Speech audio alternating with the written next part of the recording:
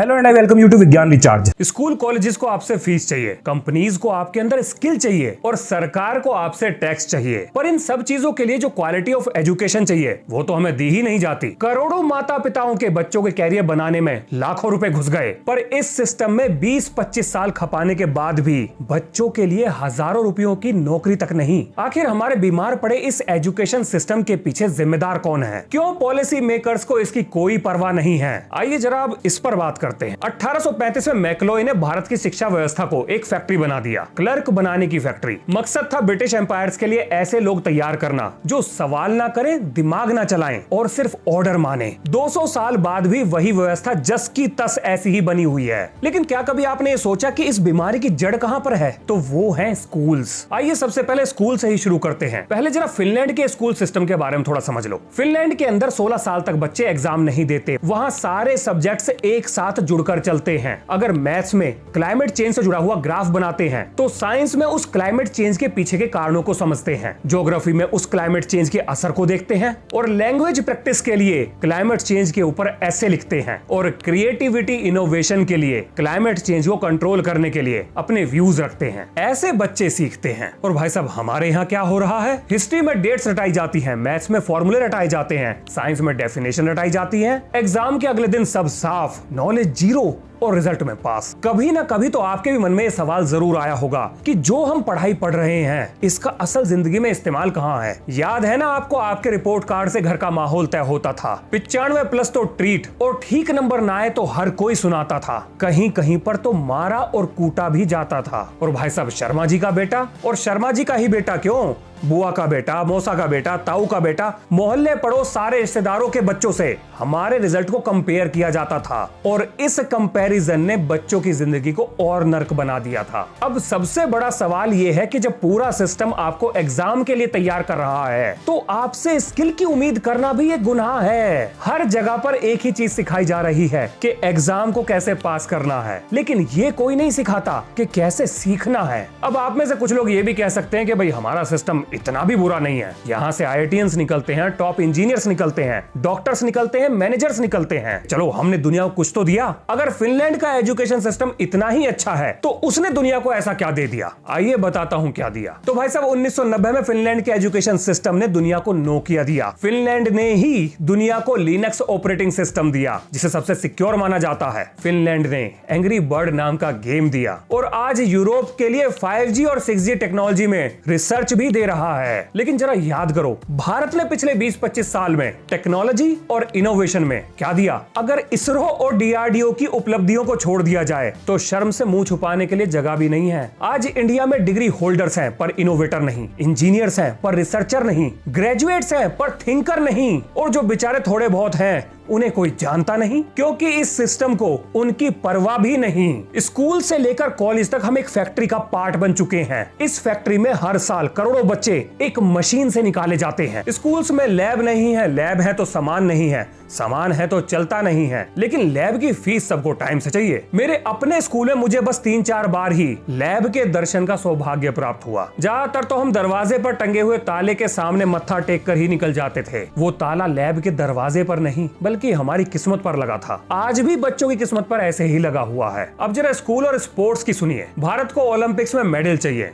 पर ज्यादातर स्कूल्स के पास तो अपने ग्राउंड तक नहीं है। स्कूल में स्पोर्ट्स का प्रॉपर सामान नहीं है और फिजिकल एजुकेशन वाले टीचर को सिखाने का मन नहीं है। आज भी हमारे देश में ज्यादातर स्कूल्स स्पोर्ट्स टीचर की क्वालिफिकेशन से ज्यादा बाउंसर वाली बॉडी को देखकर टीचर हायर करते हैं ताकि क्राउड मैनेजमेंट हो सके। और अभी तो इस सिस्टम में कोचिंग माफिया की एंट्री नहीं हुई है। कोचिंग माफिया की भी सुन लो। क्लास 10th के बाद शुरू होता है असली सर्कस, जो अब क्लास 8th और 5th 6th तक भी पहुंच चुका है। हर जगह बोर्ड पर एक ही चीज देखने को मिलता है कि टॉपर उन्हीं के यहाँ से निकलता है। पता नहीं कहीं पर एक बड़ी फेमस लाइन सुनी थी कि पढ़ो चाहे कहीं, सिलेक्शन होगा यहीं, पर सबका सिलेक्शन तो होता नहीं। ऐसे कोचिंग इंस्टीट्यूट्स ही माता पिताओं को ऐसे डराते हैं मानो पूरी दुनिया में ज्ञान की एकमात्र गंगा इन्हीं के यहाँ पर बह रही है। जो उसमें नहा लिया उसने सिलेक्शन पा लिया और जो रह गया वो कंपटीशन में बह गया। हर माँ बाप अपने बच्चे के लिए डरते हैं और फिर लोन और कर्ज लेकर इनकी फीस भरते हैं। आपको पता है इस तरह के झूठे वादे या झूठे प्रॉमिस करने पर भारतीय न्याय संहिता के सेक्शन 318 सबसेक्शन 4 के अंडर फ्रॉड और चीटिंग का केस फाइल किया जा सकता है। लेकिन फिर कोई करता क्यों नहीं? क्योंकि भाई साहब, एडमिशन के दौरान जब आपसे बहुत सारे फॉर्म साइन कराए जाते हैं तो वहां पर साफ साफ लिखा होता है कि आपको सभी चीजों की पूरी जानकारी है और सिलेक्शन की कोई जिम्मेदारी नहीं है। ये कोचिंग सेंटर्स अपने आप को लीगली पूरी तरह से प्रोटेक्ट कर चलते हैं और एक बार इनके चक्कर में फंसने के बाद शुरू होता है असली ड्रामा। सुबह 4:30 बजे उठो, 5 बजे कोचिंग, दोपहर तक क्लासेस, शाम को फिर कोचिंग और रात को टेस्ट सीरीज, और सोते वक्त एक ही डर, सिलेक्शन ना हुआ अगर। रोज रोज का यह डर और प्रेशर ही बच्चों को तोड़ता है। पर पेरेंट्स और बच्चे आखिर इन कोचिंग के चक्कर में फंसते ही क्यों हैं? क्योंकि भाई साहब, कोई ऑप्शन ही नहीं है। अगर हमारे देश की स्कूल व्यवस्था में दम होता तो स्कूल में जो ज्ञान परोसा जा रहा है उसके बाद कोई कोचिंग या ट्यूशन क्यों लेता? भारत दुनिया की चौथी सबसे बड़ी अर्थव्यवस्था बन गया है, पर क्वालिटी एजुकेशन में हम टॉप 50 में भी नहीं आते। आज भी हम एक जेट इंजन के लिए सिफारिशें लगा रहे हैं, लेकिन अगर एजुकेशन में ध्यान दिया होता तो 5th जनरेशन क्या, आज हमारे आसमान में अपना खुद का 6th जनरेशन उड़ रहा होता। जरा भारत के कॉलेजेस की सुन लो। आजकल के कॉलेजेस 100% प्लेसमेंट कैसे अचीव कर लेते हैं? भाई साहब, यहाँ तो खेल ही अलग चल रहा है। कॉलेजेस पैसे देकर कंपनीज बुलाते हैं, बच्चों को ऑफर लेटर दिए जाते हैं, जिनमें से कुछ ज्वाइन करते हैं और कुछ खुद ही छोड़ जाते हैं। और जो बच्चे ज्वाइन कर गए, साल 6 महीने बाद कंपनीज उन्हें ये कहकर निकालती हैं कि उनकी performance up to the mark नहीं है। लेकिन सच तो यह है कि उनका सिलेक्शन बाद में नौकरी से निकालने के लिए ही हुआ था। और जरा कॉलेजेस में पढ़ाई का स्तर सुन लो, ये मेरा अपना अनुभव है, हो सकता है ये आपसे अलग हो। कॉलेजेस में टीचर आते हैं, पीपीटी लाते हैं, सॉल्व्ड क्वेश्चन बताते हैं, और अगर कुछ पूछ लो तो बेटा ये एग्जाम में नहीं आते हैं। बच्चे को जवाब नहीं मिल पाता है और इनोवेशन वही मर जाता है। फिर वो वही पढ़ता है जो एग्जाम में आता है। लो जी, तैयार हो गया बिना स्किल का एक और बेरोजगार इंजीनियर। यहाँ का सिस्टम एक बच्चे की क्रिएटिविटी को दबाता है, उसे सिर्फ एग्जाम पास करने की मशीन बनाता है। तो भारत में इनोवेशन कहां से होगा? रिसर्च कौन करेगा?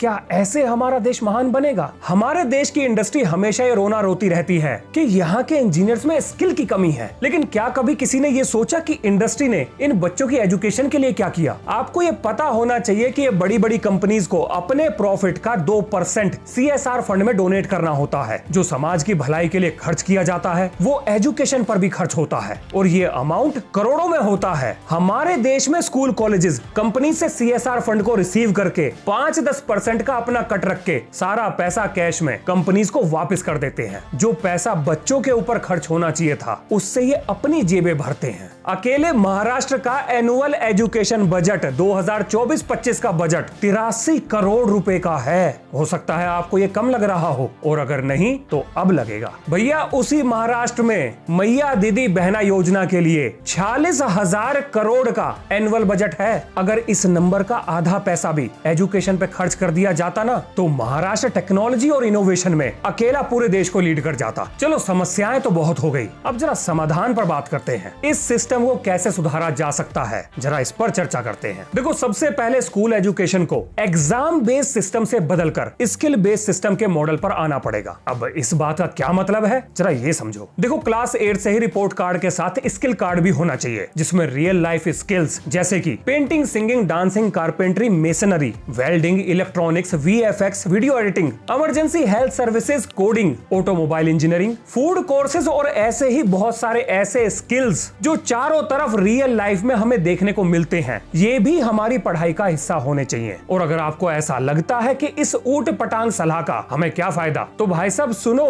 USA में स्कूल्स के बच्चे नेशनल लेवल पर स्किल्स कंपटीशन में हिस्सा लेते हैं। वो लोग पागल ना हैं, ये एक सोची समझी हुई स्ट्रेटेजी है। अब आप ये सोचोगे कि हमारे बच्चों को इससे क्या फायदा, क्योंकि अपना देश तो USA ना है। तो भाई साहब, ऐसी ही पढ़ाई के दम पर USA बना है। इसी पढ़ाई के दम पर वो बाहर से अच्छे ब्रेन्स को अट्रैक्ट करता है। अब इससे हमें क्या फायदा होगा, जरा ये सुनो। देखो, जो बच्चे civil, mechanical, electrical, computer science या इलेक्ट्रॉनिक्स में आगे अपना कैरियर बनाएंगे, उन्हें बिल्कुल फाउंडेशनल प्रैक्टिकल नॉलेज मिलेगी और बचपन की ये पढ़ाई आगे चीजों को समझने में उनके काम आएगी। और इस पढ़ाई का स्तर इंजीनियरिंग वाला नहीं होगा, यहाँ सब कुछ प्रैक्टिकल होगा, कुछ भी थ्योरेटिकल नहीं होगा। देखो, ये भी एक सच है कि बहुत से बच्चे फाइनेंशियल प्रॉब्लम्स की वजह से पढ़ाई छोड़ देते हैं। अब ऐसे बच्चे स्किल्स को एक्वायर करके पार्ट टाइम या फुल टाइम जॉब कर सकते हैं, अपना खुद का काम कर सकते हैं। मतलब कोई किसी के लिए वीडियो एडिटिंग करेगा, तो कोई किसी का इंटीरियर डिजाइन डिजाइन करेगा, कोई अपनी खुद की रिपेयर शॉप खोल सकता है, और जो बच्चे आगे पढ़ना चाहते हैं वो अपने स्किल से पैसे कमाकर अपनी पढ़ाई का खर्चा भी उठा सकते हैं। फाइनेंशियल दिक्कतों से बच्चों को पढ़ाई नहीं छोड़नी पड़ेगी। आपने मिचियो काकू का तो नाम सुना ही होगा, फेमस थ्योरेटिकल फिजिसिस्ट। इन भाई साहब ने 15-16 साल की उम्र में अपने घर के गैराज में पार्टिकल एक्सेलरेटर बना दिया था।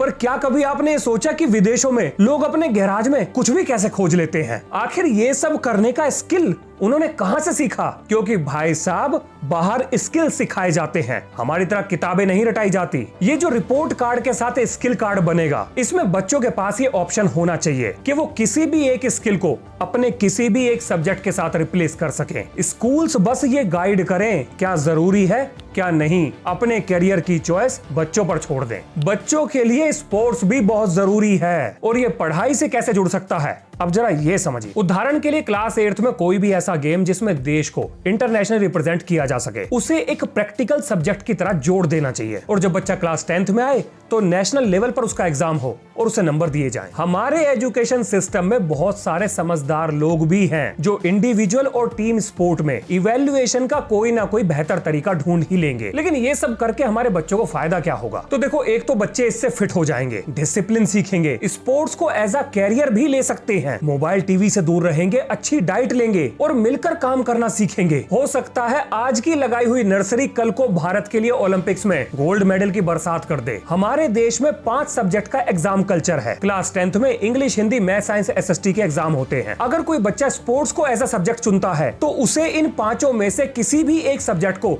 छोड़ने की फ्रीडम मिले। जिसे नहीं पढ़नी एसएसटी वो ना पढ़े। अगर मुझे ये ऑप्शन दिए जाते तो मैं वेट लिफ्टिंग को एज अ स्पोर्ट्स चुनता, एसएसटी की जगह स्किल्स में ऑटोमोबाइल को चुनता, और तब जाकर 10th में मेरे English, math, science, weight lifting और ऑटोमोबाइल जैसे सब्जेक्ट होते, और क्लास 12th में मैं math, physics, automobile, weight lifting या फाइनेंशियल मैनेजमेंट का सब्जेक्ट चुनता। सोचिए करियर में मेरे सामने कितने सारे ऑप्शन खुल जाते। लीगल स्टडीज जैसा सब्जेक्ट किसी भी बच्चे को उसकी राइट्स, ड्यूटीज और हमारा सरकारी तंत्र कैसे काम करता है, उसकी अकाउंटेबिलिटी कैसे तय की जा सकती है, ऐसी इंपॉर्टेंट जानकारियां बच्चों को सिखाता। मतलब छोटी मोटी चीजों में तो वकीलों की सलाह लेने की भी जरूरत नहीं पड़ती। और अगर कोई बच्चा फाइनेंशियल मैनेजमेंट सीखता तो वो इससे tax saving, money investment, stock market, mutual funds और गवर्नमेंट बॉन्ड्स जैसी चीजों की जानकारी हासिल कर पाता। ये सब रियल वर्ल्ड में काम आने वाली चीजें हैं। हमारे देश में लोग अपना ITR तक खुद फाइल नहीं कर पाते, जिसका कारण है उन्हें ये चीजें जो कि उनकी जिंदगी में काम आएंगी स्कूल्स में या कहीं और भी सिखाई ही नहीं जाती। इसके अलावा हमें स्कूल्स में पढ़ाए जा रहे सब्जेक्ट्स को अपडेट और उनके सिलेबस को कम करने की जरूरत भी है। मतलब मैथ्स की थ्योरम, हिस्ट्री की डेट्स, इंग्लिश लिटरेचर के चैप्टर्स, ये सब मेरे किस काम आ रहे हैं? मतलब प्रैक्टिकल लाइफ में इनकी क्या एप्लीकेशन है? मैंने क्लास 10th में जो सर्कल्स की थ्योरम पढ़ी थी, उसके बाद आज तक तो मैंने वो कहीं अप्लाई करी नहीं है। शायद आप में से भी बहुत सारे लोगों ने ना करी हो, पर पढ़ाई सबको जाती है। अगर हमें इस चीज से बाहर निकलना है तो हर सब्जेक्ट के 2 वेरिएशन होने चाहिए, एक बेसिक और दूसरा स्टैंडर्ड। बेसिक में हमें हर सब्जेक्ट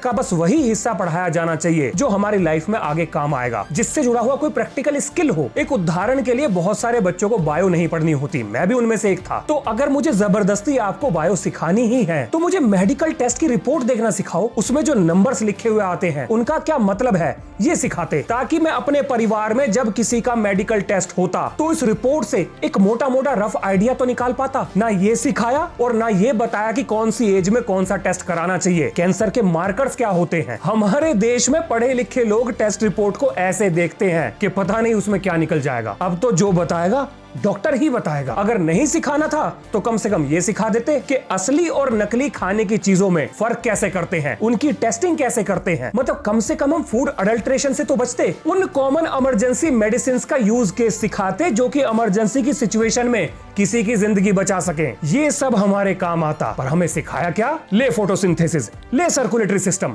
ले हार्ट का डायग्राम। देखो कोई भी जानकारी बेकार नहीं होती, लेकिन जरूरी, गैर जरूरी और बहुत जरूरी जानकारी इस कैटेगरी में बांटी जा सकती है। तो जो जानकारियां सबके लिए बहुत जरूरी हैं, कम से कम वो तो देते। और ऐसा सिर्फ बायो के साथ ही नहीं, बल्कि हर सब्जेक्ट में कुछ ना कुछ ऐसा है जिसका प्रैक्टिकल लाइफ में कोई एप्लीकेशन नहीं है। अब इसका इलाज ये है कि अगर हम सब्जेक्ट्स को बेसिक और स्टैंडर्ड में तोड़ देंगे तो बेसिक में हर सब्जेक्ट का प्रैक्टिकल लाइफ एप्लीकेशन और रियल लाइफ यूज केसेस होंगे, और स्टैंडर्ड में करंट वर्ल्ड की अपडेटेड इंफॉर्मेशन होगी। अब ऐसा करने से जो बच्चे किसी सब्जेक्ट में हायर स्टडीज को परस्यू नहीं करेंगे, उन्हें बेसिक के माध्यम से उस सब्जेक्ट की बस रियल लाइफ एप्लीकेशन सीखने को मिलती। और जिस बच्चे को उस पर्टिकुलर सब्जेक्ट में कैरियर बनाना है, वो उसकी रियल लाइफ एप्लीकेशन के अलावा अपडेटेड इंफॉर्मेशन भी सीखता। सोचो पढ़ाई कितनी आसान और इंटरेस्टिंग हो जाती। अब जरा कॉलेज की स्थिति पर चर्चा कर लेते हैं। भाई साहब, क्या है ये पीपीटी कल्चर? एलोन मस्क ने एक बार कहा था कि अगर उन्हें किसी को गाड़ी का इंजन ठीक करना सिखाना हो तो वो उसके हाथ में चाबी पाना देकर ये कहेंगे, जा बेटा खोल दे इसको। वो इंजन के पार्ट्स को छुएगा, महसूस करेगा, देखेगा, सीखेगा, सवाल पूछेगा और इस तरीके से धीरे धीरे प्रैक्टिकल नॉलेज गेन करेगा। ये है कॉलेजेस में पढ़ने का और पढ़ाने का सही तरीका। मतलब एटलीस्ट मैकेनिकल में तो ये बिल्कुल एप्लीकेबल है। हमारे इंजीनियरिंग कॉलेज में आज भी वो 40 साल पुरानी टेक्नोलॉजी पढ़ाई जा रही है जो कब की आउटडेट हो चुकी है, उसे कोई भी इस्तेमाल नहीं करता। कुछ कॉलेजेस में तो आर्टिफिशियल इंटेलिजेंस के जमाने में सी लैंग्वेज सिखाई जा रही है। इसके अलावा हमारे देश की जो इंडस्ट्री है उसको स्किल की कमी का रोना छोड़कर यूएसए की तरह बच्चों के प्रोजेक्ट्स को फंड करना चाहिए। अगर कोई बच्चा इनोवेशन भी करना चाहे तो उसकी प्रोजेक्ट की कॉस्ट 2-3 लाख से लेकर 10 लाख से ऊपर चली जाती है। अब ये पैसा कॉलेज तो देगा नहीं और बच्चे के पास इतने पैसे होते नहीं, तो इसका नतीजा क्या निकलेगा? लो, हो गया एक और आइडिया खत्म। हमारे देश की इंडस्ट्रीज अपना एक्सपीरियंस शेयर कर सकती है, बच्चों के स्टार्टअप्स में एंजल इन्वेस्टर बन सकती है, उन्हें ट्रेनिंग देकर रियल वर्ल्ड की करंट टेक्नोलॉजी से अपडेट कर सकती है और आने वाले समय के लिए तैयार कर सकती है। वैसे आपने कभी सोचा कि हमारे देश में एजुकेशन के स्तर में कभी सुधार क्यों नहीं होता? क्योंकि भाई साहब, ना जनता को इसकी परवाह है और ना नेताओं को इसकी पड़ी है। जैसी जिसकी जरूरत है यहाँ वैसी व्यवस्था खड़ी है। एक ही शहर में एक ही क्लास के बच्चों की फीस 25,000 रुपए महीना से लेकर 1,500 रुपए महीने तक है। दोनों तरह के स्कूल यहाँ पर मौजूद हैं। पढ़ाई सेम है, सिलेबस सेम है, बस स्टैंडर्ड का ही अंतर है। और इसमें बदलाव ना होने के पीछे क्या कारण है? तो भाई साहब, कभी आपने किसी राजनीतिक पार्टी को सड़क पर निकलकर एजुकेशन रिफॉर्म के लिए धरना देते हुए देखा है, नारे लगाते हुए देखा हो, संसद में हंगामे करते हुए देखा हो? जो पार्टी खुद बोफोर्स के घोटाले में फंसी थी, वो राफेल के घोटाले के मुद्दे पर चुनाव लड़ रही थी। जिस पार्टी के समय में नीट और व्यापम जैसे स्कैम हुए, क्या वो लोग इस एजुकेशन के सिस्टम को सुधारेंगे? आजकल वोट चोरी का मुद्दा चल रहा है। अरे भैया, हमारा तो यहाँ भविष्य चोरी हो रहा है। मेरी तरह एक आम टैक्स पेयर को कोई फर्क नहीं पड़ता कि इस देश की राजनीति की गद्दी पर कौन बैठा है। हमें तो बस अच्छी सड़कें, अच्छा हेल्थ केयर, सामाजिक सुरक्षा, बिजली पानी की अच्छी व्यवस्था और अच्छी सस्ती शिक्षा व्यवस्था दे दो और उसके बाद जिसका मन करता है कुर्सी के लिए लड़ते रहो। आपको क्या लगता है सरकारी मशीनरी आपके लिए ये काम करेगी? अगर लगता है तो ये सुनिए। ज्ञान का मंदिर कहे जाने वाले स्कूल्स आज के जमाने में लूट खसोट का अड्डा बन चुके हैं। स्कूल एक नॉन प्रॉफिट ऑर्गेनाइजेशन होता है जो कभी भी प्रॉफिट शो नहीं कर सकता। मैनेजमेंट कमेटी में परिवार के लोगों को नहीं रखा जा सकता। सेम गवर्नमेंट नॉर्म्स के हिसाब से टीचर्स को सैलरी देनी पड़ती है। टाइम टू टाइम स्कूल का इंस्पेक्शन होता है। पर आपको क्या लगता है कोई ये सब रूल फॉलो करता है? भाई साहब, स्कूल्स तो कोर्ट तक का ऑर्डर नहीं मानते। देखो, इलाहाबाद हाई कोर्ट ने कोविड के दौरान जो प्राइवेट स्कूल्स के द्वारा फीस ली गई थी उसका 15% रिटर्न या अगले साल एडजस्ट करने के लिए स्कूल्स को कहा। स्कूल्स ने मना कर दिया, कहा हमें तो फीस बढ़ानी पड़ेगी, हमसे तो स्कूल ही नहीं चल पा रहा है। और हमारे देश के प्राइवेट स्कूल्स कितने गरीब हैं, इस बात का अंदाजा इससे लगाइए कि एनुअल फंक्शंस कराने तक के पैसे ये बच्चों से लेते हैं। लेकिन स्कूल किसी से डरते क्यों नहीं? क्योंकि भाई साहब, बड़े बड़े नेता स्कूल के ट्रस्ट से जुड़े हैं। आज के समय ज्यादातर एमपीज, एमएलए किसी ना किसी स्कूल के ट्रस्ट से जुड़े हुए हैं। उत्तर प्रदेश में 30% नेता घोषित तरीके से स्कूल और कॉलेजेस के ट्रस्ट से जुड़े हुए हैं। ये हिंदुस्तान टाइम्स की रिपोर्ट ने कहा है। लेकिन स्कूल और कॉलेजेस से जुड़कर नेताओं को क्या फायदा? तो भैया, मान लो किसी नेता के पास 5 करोड़ रुपए कैश है, वो उसे कहीं पर दिखा नहीं सकता। अब वो उसे गुप्त तरीके से स्कूल को डोनेट कर देगा और क्योंकि स्कूल एक ट्रस्ट है तो वो इस तरह के एनोनिमस डोनेशन को एक्सेप्ट भी करेगा और जानकारी भी नहीं देगा। अब ये स्कूल उसी नेता की किसी कंपनी को स्कूल में डेवलपमेंट का ठेका दे देगा। 1 करोड़ का काम करेगा और 5 करोड़ का बिल बनेगा और ये सारा पैसा घूमकर व्हाइट मनी में बदल जाएगा और वापस उसी नेता की जेब में चला जाएगा। ना कोई जांच, ना कोई एक्शन, सारा काम लीगल। अपने आप को लॉस में दिखाने के लिए स्कूल्स खर्चे को बढ़ाते हैं। ये खुद की या अपने रिश्तेदारों की कंपनी से स्कूल्स के काम कराते हैं। बुक्स इनकी है, ड्रेस इनकी है, ये लोग नकली बिल बनाते हैं। एक छोटे से काम को 5-10 गुना ज्यादा बढ़ाकर दिखाते हैं और इस तरीके से स्कूल बुक्स में हमेशा गरीब रहता है और स्कूल खोलने वाले अमीर होते जाते हैं। अब ये चीज हमारे देश के हर स्कूल पर तो लागू नहीं होती, लेकिन ज्यादातर स्कूल्स इसी पैटर्न को फॉलो करते हैं। जब तक हमारे देश में शिक्षा कमाई का एक मॉडल बनकर रहेगा, तब तक इस देश में शिक्षा व्यवस्था का यही स्तर रहेगा। यहाँ कुछ नहीं बदलने वाला। लेकिन अपने स्तर पर मैं जो कुछ भी कर सकता हूँ मैं तो करता रहूंगा। अब अगर आप इतनी देर मुझे झेल गए हो तो जरा 1 मिनट की बात और सुन लो। मैंने बहुत बार ट्राई करा कि मैं स्कूल के बच्चों के लिए यूट्यूब पर कोई कंटेंट बनाऊं ताकि किसी तरीके से उनकी पढ़ाई में हेल्प हो सके, पर हर बार कोई ना कोई अड़चन आ गई। मतलब कभी मुझे टाइम नहीं मिला तो कभी व्यूज नहीं आए। तो मैंने भी सोच लिया कि अगर किसी का पढ़ने का मन ही नहीं है तो मैं ही क्यों जबरदस्ती करूं। लेकिन अब मैंने ये सोचा है कि क्यों ना थोड़ा सा कुछ अलग किया जाए। क्यों ना आप लोग अपनी पढ़ाई से जुड़े हुए मेनली साइंस और फिजिक्स से मुझे कोई टॉपिक सजेस्ट करो कि आपको किस में प्रॉब्लम आ रही है। मतलब बजाय सिलेबस पर फोकस करने के क्यों ना आप सबकी प्रॉब्लम्स पर फोकस करें। आपके उन सवालों का जवाब दिया जाए जिनका जवाब आपको स्कूल में नहीं मिलता। अगर आइडिया अच्छा लगा तो विज्ञान रिचार्ज जूनियर और विज्ञान रिचार्ज फिजिक्स चैनल पर जाएं, कम्युनिटी पोस्ट में अपने सवाल को कमेंट करें और उस पर्टिकुलर टॉपिक पर आपको वीडियो मिल जाएगी। और थोड़ा धैर्य बनाकर रखें, पढ़ाई थोड़ी तो बोरिंग होती है। कोशिश करूंगा कि आप बोर ना हो। तो इसी नोट के संग ये है इस वीडियो का अंत। मिलते हैं नेक्स्ट वीडियो में। जय हिंद, जय भारत।